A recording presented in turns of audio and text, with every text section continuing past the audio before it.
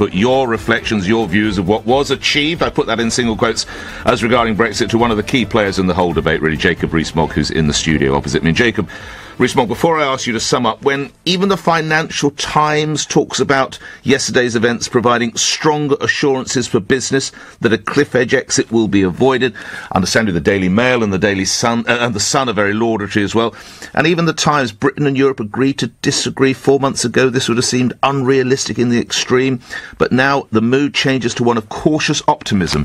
How do you reflect on all of the above? Good morning. Good morning. Thank you. It all depends on the final details of the deal. That in the transition phase, we are basically maintaining continued membership of the European Union. So instead of leaving 29th of March 2019, we're leaving on the 31st of December 2020. And there are lots of quibbles that I have about that and concerns that I have about that, but it is something that is acceptable as long as on the 1st of January 2021 we have really left. So if the end state is good, then the transition is less important. It's, in theological terms, purgatory before getting into heaven. But some would say we've already spent quite a degree of time in purgatory. Why do we need to extend purgatory? Why didn't we roll our proverbial sleeves up and get on with it many, many months ago, Mr. Rees Mogg? Well, I'm very sympathetic to that argument, Mr. Ferrari, that I think that we didn't really need a transition period. I think that the transition period came about because of nervousness over the end state and concerns over the ability of the EU to negotiate with us. I think, as it happens, we've negotiated faster than the cynics suggested, and that we could have done without a transition. But that argument finished some time ago, 6 months or so ago, and as we've got a transition, now the focus needs to be on the end state. Now, the idea is that people get to call you, and they will. Final question from me for now. And I must admit, if I could do it, I would have raised a Roger Moore-style quizzical eyebrow this morning when I turned to the front page of another newspaper, the Daily Telegraph, and the second paragraph, second par, and I don't need to tell you that with your eminent late father, of course, immersed in journalism as he was, second par begins, Jacob Rees Mogg, the leader of a 60-strong group of Eurosceptic Tory MPs, is due to board a boat and throw fish into the river next to Parliament in protest at the alleged sellout over the fishing deal. When are you cutting on board, and what's the fish going to be? And are you wearing a yellow sou'wester? No, am I going to change my name to Captain Haddock? I'm not throwing fish anywhere. I am not a fish thrower. I think this has got slightly out of hand, that there was a suggestion that a fishing boat should go up the Thames in a protest against the delay in leaving the common fisheries policy. But I won't be throwing fish anyway. I have a nasty feeling that if I started throwing fish, they would be brought back the wind and hit me in the face. Say, no, I'm not a fish thrower. But sticking with words, which is your forte, have the fishermen, and I'm sure there are some fisherwomen, how the fishing industry been sold out? I think this is a real worry. The problem is that there may be a change in the approach to fishing quotas, which will make it particularly difficult for British fishermen in the final year of membership, and this is the choke quota issue, whereby the quota will be set for a maximum of each fish, and you're not allowed discards, so that if you meet the quota in the lowest level of catch for a particular species of fish, you then can't do any more fishing, because if you catch one more of those, you're not allowed to throw it back. And that is the issue, and if we were in control ourselves, we'd be able to have different rules. So there is a fear that the last year of membership of the CFP could be potentially the worst year of membership of the CFP. How interesting. Calls, that's what we're about. Hassan is in Slough. You're through to Jacob Rees Mogg. Go ahead, Hassan. Good morning to you. Good morning, gentlemen. Good morning. Morning, sir. I am a Remainer. I'm one of the Tory Remainers. But looking back, there was propaganda on both sides. And I think one way to cut through the haze is to ask this question. Nearly 2 years on after the referendum, what predictions made by Brexiteers and Remainers have come true, and what has not materialised? Hassan, hold on the line while Mr. Rees Mogg goes through his memory. That's an interesting challenge, certainly, perhaps on the Remainers side. Where do you want to start? Well, the Remainers were unwise enough to make predictions about what would happen in the event of a vote to leave, rather than what would happen once we left. So the particular flaws there were the Treasury estimates of an increase in unemployment of I think, between 500 and 800,000 simply on a vote to leave, of the emergency budget, which would see tax rises and spending cuts, the governor of the Bank of England who said there would be a technical recession, and none of these things happened. So those are false promises that they probably knew at the time were pretty speculative. Why did they do them, Mr. Rees Mogg? Oh, it was part of Project Fear. That, to bully the voter? Of course it was. Of course it was. You see, they ran the playbook that they'd run in Scotland, which they thought had worked, whereas in my view the campaign in Scotland had put the Union at risk. That if you look at the polls in Scotland, at the beginning of the independence referendum it was 65-35 for the Union. By the end it was 55-45. I don't think voters like Project Fear. And the Brexit campaign, the Remain side, was run very much on Project Fear. As from the Brexit side, it's too early to tell because... £350 million for the NHS, I have to put that to Of course, but after we've left the European Union. And we haven't left the European Union. You're still confident that figure could come about? Oh, I think that figure not only could come about, but I've said many times it should come about, even though I didn't actually use that figure during the campaign.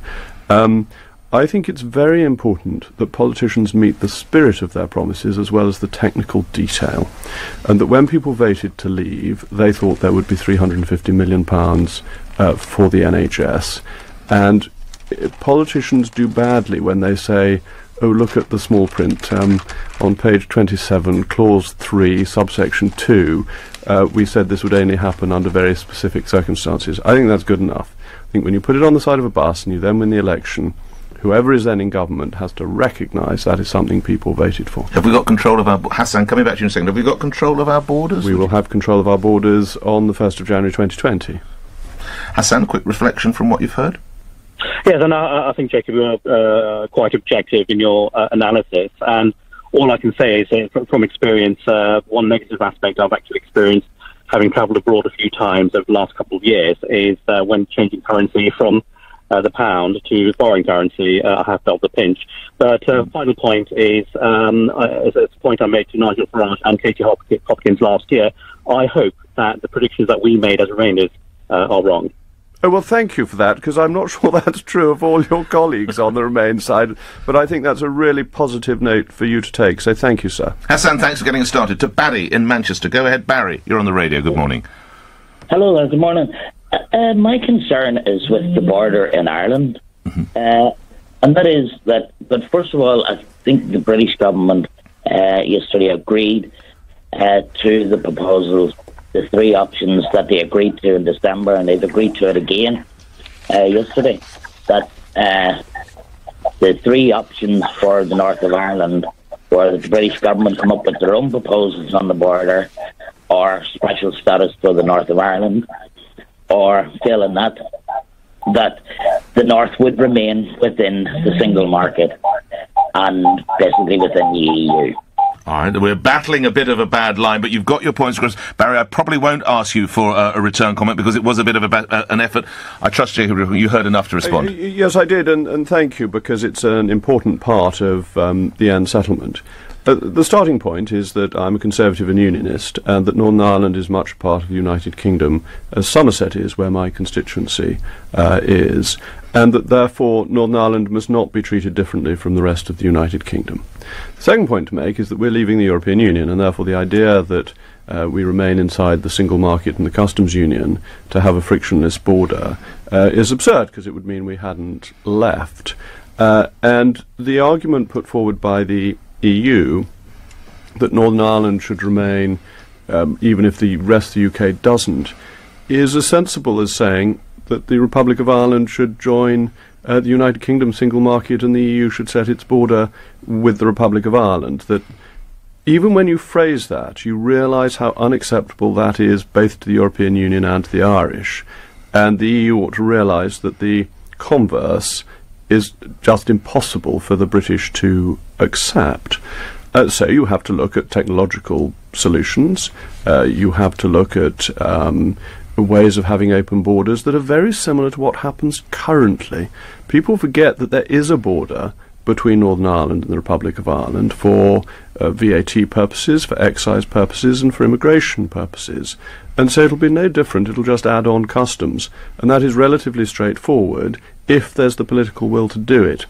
The difficulty is that the EU does not have the political will to do it because it wants to use it as a stick to try and keep the UK in the single market, and we must just say no. As we look around the countries that make up the great United Kingdom, there is a report that Mrs May could have problems with dissenting or even revolting Scottish MPs over the fishing deal. How robust should she be with any dissent? Well, I think the complaint made by the Scottish Conservative MPs is a highly valid one, that it's one of the advantages of leaving the European Union. And as a unionist, I greatly welcome the opportunity for Scottish fishing, particularly. The majority of fish in British waters are actually in Scottish waters. So it'll be particularly helpful to the Scottish economy to have a regrowth of its fishing industry. And to delay that by 21 months is regrettable. I happen to think an error, and I don't think the government should have conceded on fish. So you have sympathy with the dissent from the Scots? I go further than that. I agree with them. You agree with let's not beat about the bush. Right. So it's tough for Mrs May then, but she can't yield now. Well, nothing's agreed until everything's agreed. So she should rethink. I think on the fishing issue the government should rethink. Isn't that one of our MasterCards to play, I read? British MasterCards to play the fish. Isn't that one of our great sort of suits? Well, our great strength is money. People have said the UK isn't prepared for no deal. The EU is even less prepared for no deal. In the event of no deal for the last 21 months of the current multi-annual financial framework, the EU's budget doesn't add up. And then they have to ask themselves, where do they stop spending? Has the EU made any plans not to build new roads in Romania or Poland? Has it made any plans to ask the Germans for a bigger contribution? It's not only the UK that has to make plans for no deal, it's the EU. And our position is pretty strong, mainly because of the money. Let's move to other areas. Kelly's in Trowbridge. Kelly, you're on the radio. Good morning. You're through to Jacob Rees Mogg. Oh, hello. Good morning, both of you. Hello, Kelly. Good morning. With the large numbers of women leaving the Labour Party regarding the GRA changes, myself being one of them, and we find ourselves politically homeless, will the Conservatives consider changing their view on this, as I think you'd scoop up lots of rational voters? For listeners who are fresh to this, just remind, this is a row over, as I understand it, gender recognition, Kelly. For listeners who are coming new to this story, remind them what they have to contend with. So it will change the current sort of gatekeeping of 2 years living as your preferred gender, and you'll be in a panel of a couple of doctors, and there's some sort of safe gatekeeping that happens, and that will effectively just be removed. So you can wake up one day, say I'm a man, and you will have all the rights of the man, or vice versa. And Labour are, and lastly, your position, Labour's position on this that has upset you is? It's very anti-women. I see. Jacob Rees Mogg. Well, the government hasn't yet come forward with any specific legislation. And I think that the point you make is a very genuine one, that there are concerns about people not necessarily using it for the purpose for which it is intended, and legislation... So using it, what do you mean? Using the GRA gender proposed law. Yeah. And that you have to be very careful in changing the law about unintended consequences and what may happen that would cause problems that were not the intention of the law, and I think the government will have to bear that in mind. So can a trans... If you had an area where you were seeking an all-female list, can a woman who can a man who identifies as a woman but hasn't actually got the certificate, could she go forward, in your view? Well, I think Jack Dramey managed to get himself selected on an all-women shortlist as an exception to the Labour Party's rules, so I think these things have never been quite as hard and fast as all that. So you'll be relaxed about that? There aren't any all-women shortlists in the Conservative Party, right. And the Labour Party runs itself the way it does, and I think it's always had a certain fluidity depending on your influence in the party. Kelly, a quick response from you. I sense you're closer to this than I am. Go ahead. Well, I find myself as a Labour voter of 25 years looking for an alternative and hoping that the Conservative Party come through. All right. Okay. Well, you would be very welcome to join the Conservative Party. Kelly, thank you. Shane in Huddersfield, you're through to Jacob Rees Mogg. Go ahead, Shane. Good morning. A few moments ago I heard Jacob Rees Mogg there say that he feels that the voters don't respond very well at all to a Project Fear approach. And I just wondered his views on whether he thinks, therefore, the Conservative Party are following the wrong approach in the continuing attacks on Jeremy Corbyn's character, being as though whether it's in the near future or we go out the full Parliament, we're in the run-in to another general election. Does he feel that those continued attacks on Jeremy Corbyn's character is the wrong way, and whether that matches up to Project Fear in the EU and other campaigns? Well, Shane, I think you make an exceptionally important point, that I think we should differentiate between Mr. Corbyn as a man and Mr. Corbyn as a politician. Mr. Corbyn as a man seems to me to be honest, sincere and forthright. As a politician, he believes in everything that would be destructive to the nation. And I think we should concentrate our fire on his policies. In terms of his approach to the events in Salisbury, he would leave our country at risk, not because he is a bad man at all, but because what he fundamentally believes is dangerous to the security of the nation. Isn't he just urging more caution, Mr. Rees Mogg? Doesn't he just want the samples checked and Russia allowed to look at this certain alleged Novichok? I think you're being much too sympathetic to his position. His position is essentially to give the benefit of the doubt to Russia and to raise hairs running, as his spokesman did, about our own security services, which I think is a... That was the briefing regarding Iraq, you mean? Yeah. An extraordinary thing to have done. So I think we should focus on his policy prescripts rather than on his personal traits, where I've always accepted that he is a decent man who believes in what he says. I happen to believe that what he believes is fundamentally dangerous for the nation. When you bump into each other, how are you around? Well, I don't know Mr. Corbyn at all well. We've said good morning to each other in the House of Commons a few times, but I couldn't pretend we were bosom pals, but we're not personally hostile to each other. Quick response from you, Shane? I think to say that everything he believes is destructive to the nation, and on Salisbury, I think Salisbury's a separate issue. I happen to agree that that's not really been played out the best, but other elements of the attacks on Corbyn, where character and policy blend, I think they are still very much marry up to Project Fear. He is a friend of the terrorists. He will totally crash the economy. They all sound like sound bites from both sides of the EU debate. You know, it will be the absolute destruction of this, and to describe any leader of a party that they will lead to the destruction of the country still, to me, sounds very Project Fear. Well, I think in policy terms, economically, he is proposing policies that have failed not just in this country before, but all around the world. And you just have to look at Venezuela recently. But in terms of his association with terrorists, that's true that he was very close to sympathisers with the IRA in the 1980s and to Hamas. He believes that is a good way of achieving peace, which is not an ignoble thing to believe, but to deny that he has been close to terrorists is simply false, in my view. Thank you for that, Shane. Max, your question in a moment. Let's get some of the email questions that are coming in. This one comes from Rachel in Bexley. There was an idea floated last week that the government would put an extra penny on national insurance solely for the National Health Service. Does Jacob Rees Mogg agree with that? No, I don't.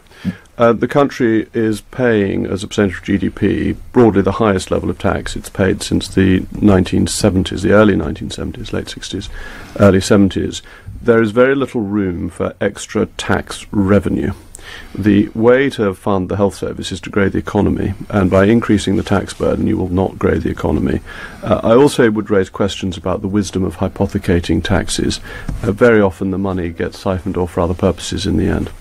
Can you grow the economy quick? I mean, you are a financial man. I don't know. How long does it take to grow an economy? You're not going to get that done overnight, are you? The economy grows if you take the right long-term economic policies. And you recognise there is a cash crisis with the NHS? I've been saying that I think it should get the £350 million. Yes, pounds. Yeah. I mean, I'm a fiscal hawk, but the NHS needs more money. And then it's a question of where do you find that money from?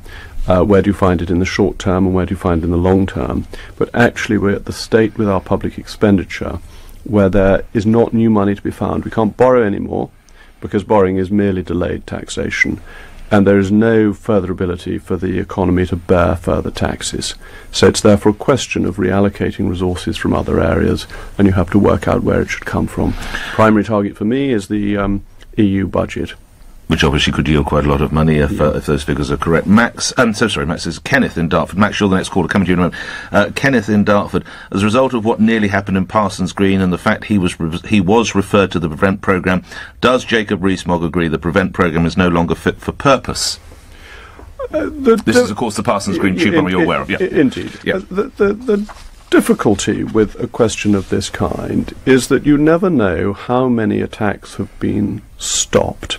There was a very chilling comment made after the Brighton bomb by the IRA, which has always stuck in the back of my mind, when the IRA spokesman said they only had to be lucky once, and that however good your PREVENT strategy is, however good your intelligence gathering is, they only need to get through once to have a devastating effect. And that I think it is very hard to stop every single attack, however good. But this fellow arrives and implies to border guards that he's IS trained or IS affiliated. He's then referred to PREVENT. We've not missed once, I'm so sorry. The authorities have not missed once. They've missed twice, at least. Yeah, it certainly seems a case where mistakes were made. That's absolutely right. I suppose the defence I'm trying to make for the authorities, I'm not really trying to defend them, I'm trying to put the counter-argument so that people can consider both sides, is that the authorities are looking at a very large number of people, and that in a very large number of people, one or two who you ought to stop will get through. And that is always going to be the case, unfortunately. Yes, indeed. Just to give people some background on that, I spoke to the Assistant Commissioner in charge of the counter-terror brief. You're absolutely right. There have been 10 Islamic plots and 4 far right-wing plots foiled since the beginning of last year, so that gives you an operation. There are 600 individuals actively being monitored. That's the scale of the challenge. Let's put those papers to one side and get Max in Dartford on. And your question to Jacob Rees-Mogg. Go ahead, Max. Hi, I'm a massive fan. I just want to ask, my concern is with Russia and the economic sanctions that are being talked about possibly being used, with us leaving the European Union, I know we're very economically viable in the world, but with them having the coal and the gas and the energy, not just to Europe but to us ourselves, is it wise that we put sanctions when actually, unless you're holding evidence as a government that we haven't seen, we have very little evidence to prove they were involved in the attack? Well, first of all, I'd say that the Prime Minister is a very cautious leader. She would not have made the claims that she has made without being very convinced that we have the evidence. Inevitably, some of that is going to have to be secret as to how we have that evidence. And when I say that I have no knowledge of the secretness of it, but or even secrecy. Or even secrecy. It's not often I get you on a word. I'm going to chalk that up as a win. Thank you, Mr. Ferrari. Secretness, yes. And so that's the first point I'd make. The second point is that I think that Russia has put itself outside the pale of normal international relations. Its invasion of Georgia, its invasion of Ukrainian sovereign territory, its willingness to murder people in British streets. That is not how a normal nation behaves, and you can't allow that to go unnoticed, unresponded to. In terms of energy security, I have long been an advocate of hydraulic fracturing, shale gas, which we potentially have a great deal in this country, which would reduce the cost of gas in this country and make us less dependent on overseas supply. Yes, I doubt that there's one at the end of your garden, though. This is probably the problem, isn't it? People don't really want that sort of thing going on in their neighbourhoods. Well, as it happens, my bit of Somerset is the old Somerset coalfields, and it is possible there is shale gas in North East Somerset. So, right, you're ready to yield some of that lovely soil and turf. The size of a hydraulic fracturing plant, bear in mind it's horizontal drilling, so you only need a very small plant above ground. It's not this great blot on the landscape that people think it might be. And when the coalfields were developed in Somerset, they became convinced that they were stopping the Bath Spa water flowing through. Oh, right. And the great founder of the science of geology, William Smith, was called in to investigate, and he discovered the waters had simply been blocked by an oxbone. Wonderful historical note. Max, thank you. Let's time for one more. Sue in Croydon. Sue, you're through to Jacob Rees-Mogg. Go ahead, Sue. Good morning. Hello there. I was on the topic of paternity leave. Oh, yes. So my belief is on this, that unless companies really embrace it, unless there's equality in the workplace in all areas, then actually women are going to suffer because men are going to get jobs above them. People are going to select them over somebody of childbearing age. I also think there's another complication to this, which is adoption. So if you adopt a child, then you get parental leave, maternity leave. So if I were to move you to your direct question, Sue, because we're coming to the last minute or so. Yeah. What's your direct question of Jacob Rees Mogg? My direct question is, why isn't this in law? What aspect? Why isn't what aspect in law? That people are mandated to take paternity or maternity leave, is that it? That it's optional for both men and for women. Oh, what, and they could trade it between the two of them? Is that the suggestion you have? Absolutely. I see. OK. Jacob Rees Mogg. Well, there is some flexibility in paternity leave, as I understood it. I thought people could take... Yes, fathers get the option of 12 weeks paid, I've just had put up for me, use or lose paternity leave to try and encourage greater male involvement in the young lives of children. This is from the Women and Equalities Select Committee last week. So I think there are moves in... You've never taken direction. any, have you? I remember you've talked about this once before, didn't you? I haven't taken any paternity leave, no, but I've always been in jobs where it was easy for me to go and visit the newborn baby and so on, so it hasn't been a particular issue.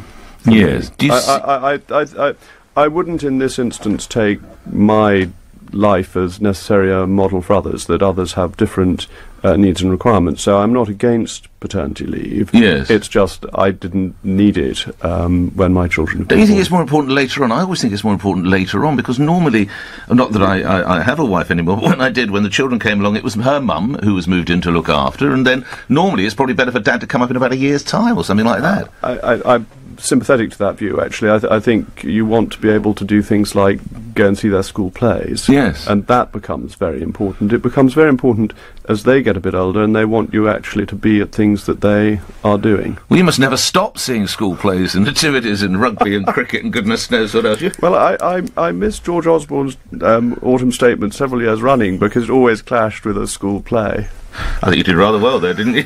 Any excuse will do. Jacob, great seeing you. Thank you. Jacob Rees Mogg, Conservative MP for North East Somerset, appearing here on LBC. Thank you for your time. Thank you very much.